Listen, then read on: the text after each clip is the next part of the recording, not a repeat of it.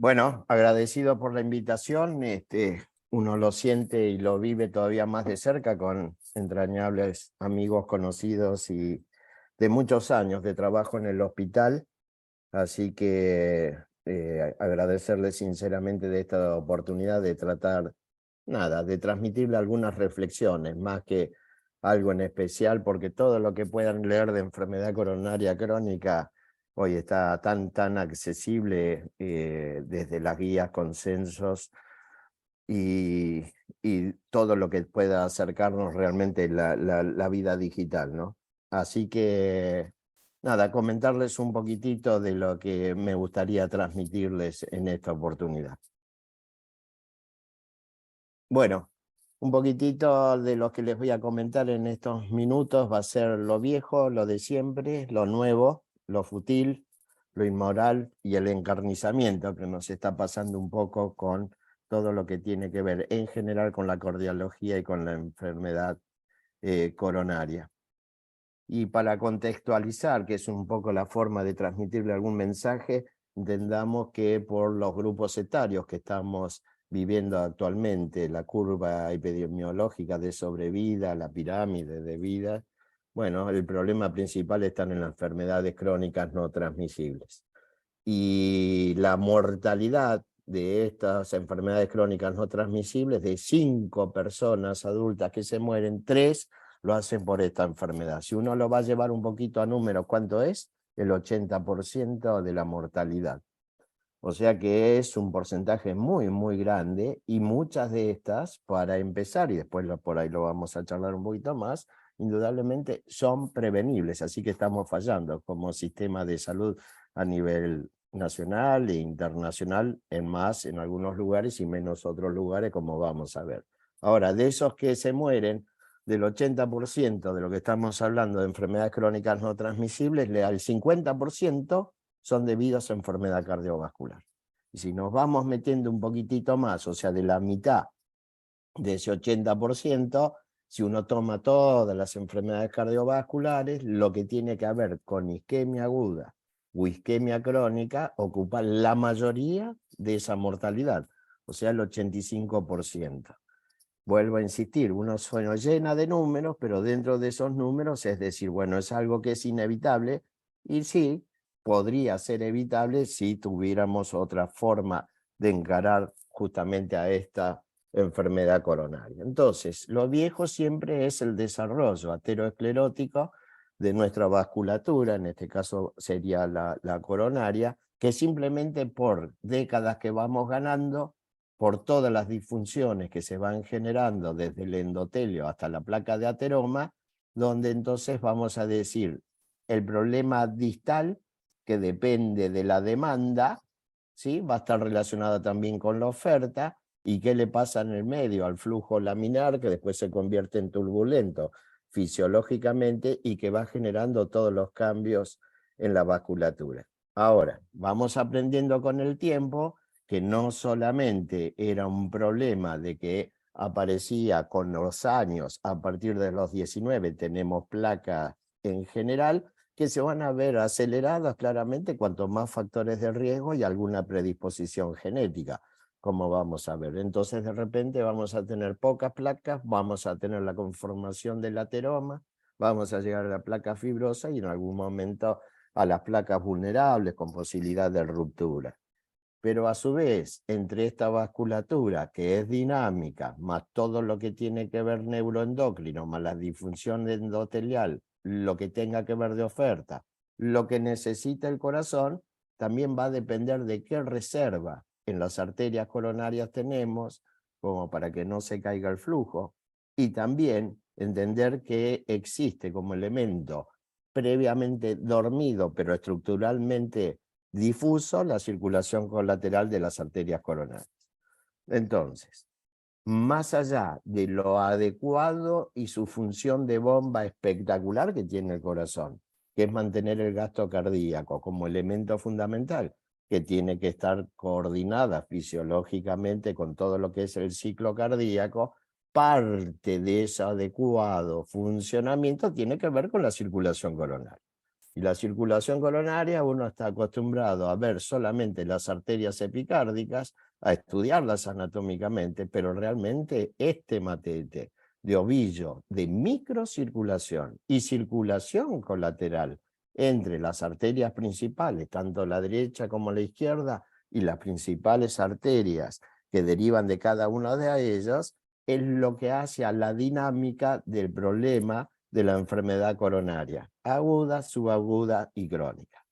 Entonces, ¿es cierto todo esto? Sí, eso es lo viejo, esto es lo que veíamos en cateterismos viejos. ¿Sí? Acá está el catéter inyectando en la coronaria izquierda, y fíjense que más allá del dato anatómico importante que uno pueda ver en la circulación de la descendente anterior de la arteria circunfleja, fíjense que se está llenando a través de la punta y a través de septales, y se delinea bien perfectamente la arteria coronaria que no está inyectada en ese momento, la arteria coronaria derecha. O sea que tenemos, más allá de oferta, demanda, lo que es la reserva coronaria, la existencia de la circulación colateral.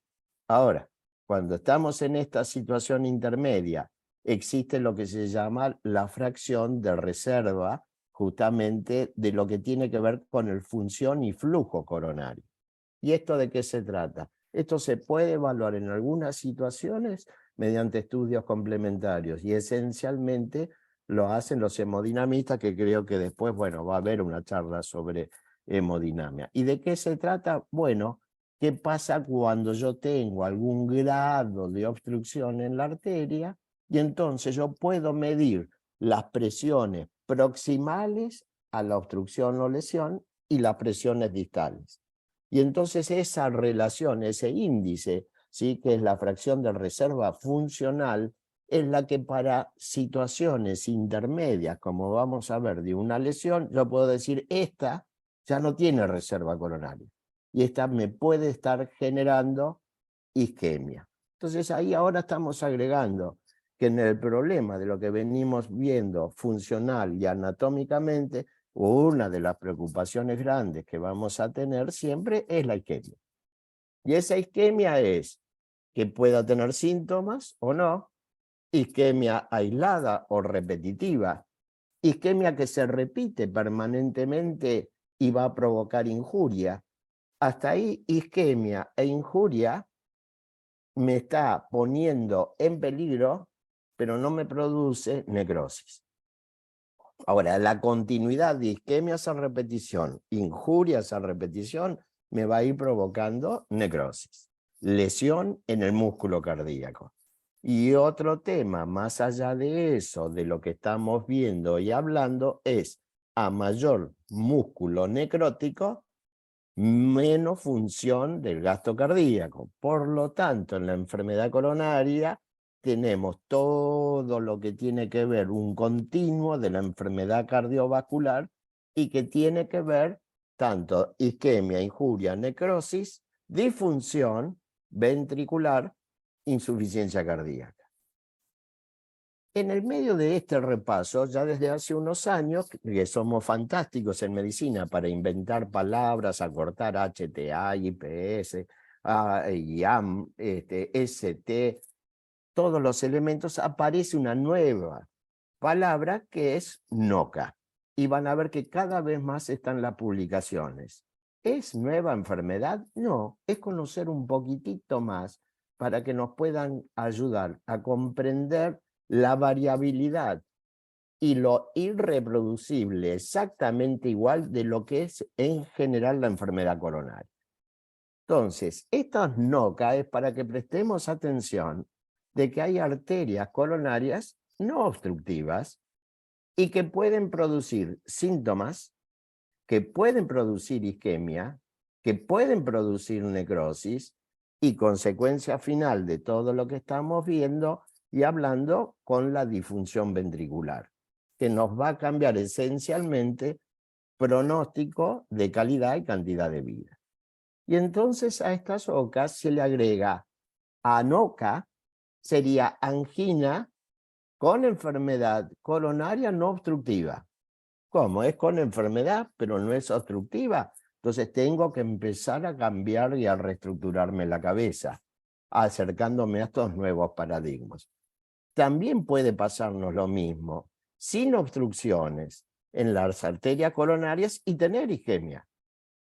Y también me puede pasar que pueda no tener enfermedad obstructiva y tener infarto de miocardio. Ah, la pucha, y estas son nuevas cosas que están pasando. ¿Son nuevas enfermedades? No, estamos comprendiendo un poquito más qué es lo que pasa anatómica y funcionalmente. Y esas es donde nos vamos metiendo en la persona. Hasta ahora estamos hablando fisiológicamente, fisiopatológicamente, y cómo era que estaba estructurado. Entonces, en esta función, ¿qué es una enfermedad quizás coronaria con angina, con isquemia, con necrosis sin obstrucciones coronarias? No quiere decir que tenga las arterias absolutamente sin ninguna lesión, porque si venimos diciendo que desde los 18, 19 años, ya por anatomía patológica, se han visto distintos grados de lesiones, que si saco todo el factor genético y todos los factores de riesgo, de alguna manera puede y progresa simplemente por avanzar con la edad, entonces empezó a buscar cuáles son las que hemodinámica y fisiológicamente me pueden producir daño, isquemia o necrosis. Y eso hoy está claramente, de alguna manera, determinado, porque cada vez se puede medir con más precisión los grados de obstrucción de las arterias epicárdicas, y nos estamos olvidando de la microcirculación y de la circulación colateral. Entonces, hoy se dice, desde antes también, pero la enfermedad obstructiva que me va a producir isquemia distal es cuando en el tronco de la arteria coronaria, en el grifo de la canilla, sobre todo de todo lo que es 3/4 partes del ventrículo izquierdo, la enfermedad en el tronco de la coronaria izquierda, el grado de obstrucción supera el 50%, yo digo que tengo enfermedad coronaria obstructiva. Puedo tener no síntomas, puedo tener angina, puedo tener isquemia, puedo tener necrosis o puedo tener el primer evento sin nada de esto, que es la muerte súbita. Ahora, en las arterias epicárdicas es cuando ese grado de obstrucción llega al 70%. Entonces ahí tengo un grupito de lo que tiene que ver con la enfermedad coronaria, que debemos agregar lo que estamos viendo ahora, crónica y obstructiva. Ahora, después tenemos las no obstructivas. Y las no obstructivas es cuando tienen menos de 50 el tronco y tienen menos de las arterias epicárdicas del resto, la descendente anterior, la circunfleja, la coronaria derecha, lesiones de menos del 50%. ¿Y cuál es el límite? ¿Estoy seguro yo que 60 me va a dar isquemia y que 50 me va a dar, no me va a dar isquemia, o que 49 no me va a dar isquemia? Y ahí nace la posibilidad de evaluación fisiológica si puedo sacar esta fracción midiendo para las situaciones límites ese índice entre presión prelesión y la presión poslesión.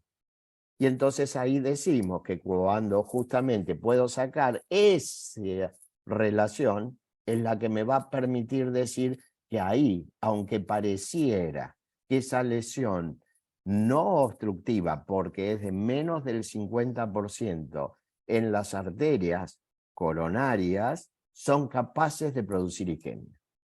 Ahora, resulta que cuando decimos, bueno, y cuando yo digo, son coronarias normales, cuando no tengo ningún anteroma, no, cuando hasta por mediciones que hoy antes se hacían ojímetros, hoy se hacen con cálculos y software especiales, son lesiones de menos del 20%. O sea que coronarias sanas después de los 18, y capaz que algunos los podemos tener desde antes, no existen sin ningún grado de degeneración ateromatosa, pero sí se consideran coronarias sanas cuando son menos del 20%.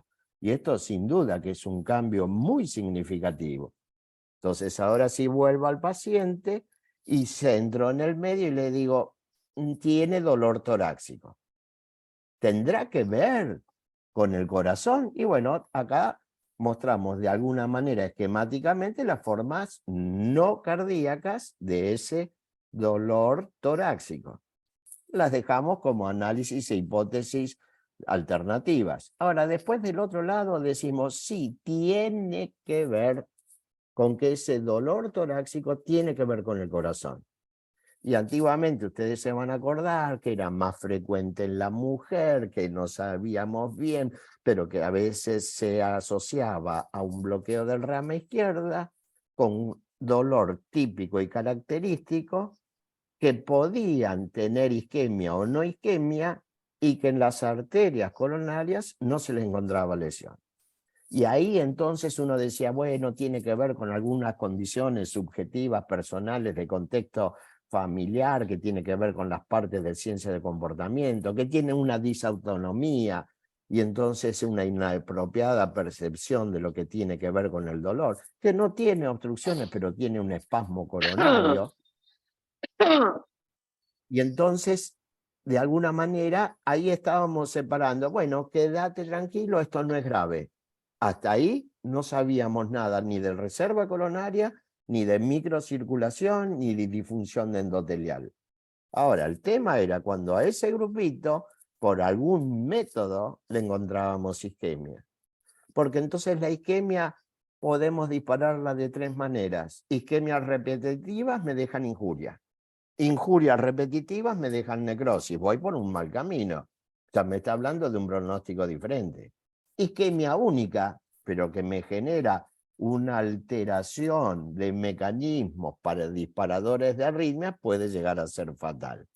Entonces, ahora con estos nuevos paradigmas que estamos hablando de cómo tomamos a la enfermedad coronaria crónica, en estas situaciones especiales las vamos a seguir pensando en ojo con las que produzcan isquemia, no con las que produzcan dolor. Entonces, resulta que de lo clásico y típico hasta lo nuevo y que se sigue investigando ahora, aparecen todas estas palabritas, ANOCA, INOCA y MINOCA, que tiene que ver, partiendo de esto, enfermedad coronaria isquémica. Podemos tener una enfermedad coronaria crónica estable con obstrucciones. O puedo tener y decir, mirá qué raro, lo que me parecía, pero no le encuentro obstrucciones. Y no obstructiva quiere decir que tengo lesiones menos del 50%, que parecieran que pueden no producir angina e isquemia, pero sin embargo es lo que se empezó a ver. Hay muchos de estos pacientes y uno dice, no, mira, no tienen enfermedad coronaria, pero resulta que tienen angina. Y bueno, no, porque está muy tensionado, lo refiere, tiene algún antecedente en la familia, trata por imitación y preocupación. Sí, pero ¿qué pasa cuando le descubrimos isquemia? Después, por supuesto, del otro lado vamos a tener los episodios del síndrome coronario agudo, que ya lo hablaron, y bueno, y ahí vemos, sí, los que conocemos siempre y tradicional, pero también sin lesiones obstructivas importantes, ¿sí? No obstructivas, y ahí aparece también el infarto. Entonces, uno está acostumbrado a esta etapa fundamentalmente. A esta etapa fundamentalmente que es el desarrollo aterosclerótico, que sabiendo que no estamos tratando sobre una cañería, sino que es una arteria que tiene vasomotilidad, que responden a un montón de intercambios neurohormonales, que tiene que ver con la agregación plaquetaria, la acumulación de placas fibrosas de colesterol, y que por diversas situaciones pueden producir una lesión y que su mecanismo de compensación del organismo tiene que ver con un episodio de obstrucción aguda, entonces resulta que también nos encontramos con alguien que decimos, no, tiene coronarias normales. Y dijimos que las coronarias normales son lesiones del menos del 20%. Pero con una situación de estrés agudo, por ejemplo, la ruptura de una placa de 20% que no me produce isquemia, puedo terminar en un episodio agudo justamente de trombosis completa. Entonces resulta que siempre estamos acostumbrados a la historia de, y este paciente coronario, porque me viene contando que tiene angina con el esfuerzo, que quizás en invierno es peor, que a veces con la primera marcha, y de repente alguien que tuvo nada de angina de presentación y hace un infarto agudo.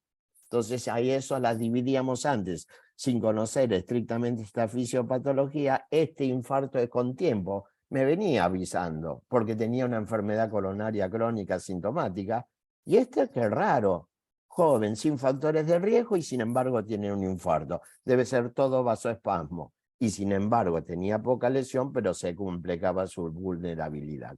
Entonces, el continuo cardiovascular es el que nos tiene que hacer pensar, porque realmente de este lado del continuo cardiovascular, donde el rol de la hipertensión va a estar permanentemente basculando para que aumente la velocidad, más los otros factores agregados, la predisposición genética, más el resto de los factores de riesgo, hacen a todos los cambios que tienen que darse a nivel arterial y a nivel muscular cardíaco, y podemos extenderlos a eventos fuera de lo estrictamente cardíaco, aorta, arterias cerebrales, carótidas y demás, que podemos producir entonces isquemia, injuria, necrosis, la necrosis a la disfunción sistólica, la disfunción sistólica, la insuficiencia cardíaca, y entonces uno no puede tomar el detalle aislado, solamente sí lo podemos tomar para estudiarlo desde el punto de vista fisiopatológico. Entonces, en este contexto, es cuando uno tiene que pensar en un modelo contrahegemónico. ¿Qué quiere decir esto? Estábamos acostumbrados a entenderlo hegemónicamente, biológicamente. Fumo, estoy peor; presión, estoy peor; si tengo quizás otros factores de riesgo, estoy peor porque aceleré el proceso aterosclerótico, y eso es lo que me mostró históricamente la evidencia. Si yo encuentro enfermedad coronaria en más de un vaso, estoy peor. Si tengo enfermedad coronaria en varios lugares del mismo vaso, estoy peor.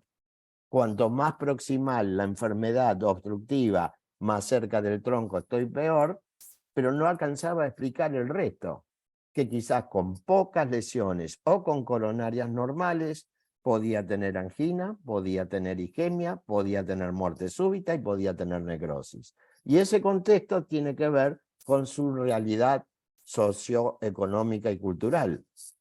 Y tiene que ver porque esto los grandes estudios epidemiológicos lo han demostrado. Entonces, las evidencias me sirven para un colectivo, pero cuando voy a asumir el proceso individual tengo que contextualizarlo para que justamente diga y tome las mejores definiciones para tratar de ayudarlo a que viva más y mejor.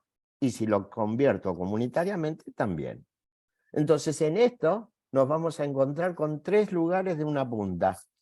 De un lado, los pacientes con su contexto, el médico con su contexto, y la presión claramente de la industria farmacológica y tecnológica, a tal velocidad que supera ampliamente a veces los ejercicios de razonamiento del equipo, que tendría que ser multidisciplinario en el trabajo de el desarrollo, seguimiento y tratamiento de estos pacientes. Y entonces siempre es, me están mandando otros, lo que tengo que hacer, porque le tomo y le presto atención al informe de lo que puede ser y la experiencia clínica de lo que tendría que necesitar como último tratamiento técnico o farmacológico que no está al alcance. Pero entonces le dejo también, como no llego a esto, por la situación del paciente, por mi situación personal, entonces convierto a veces los bajos riesgos en alto riesgo porque me parece que es inaccesible a las evidencias. Entonces hay mucho más ejercicio que es el que uno tiene que tomar. ¿Por qué? Porque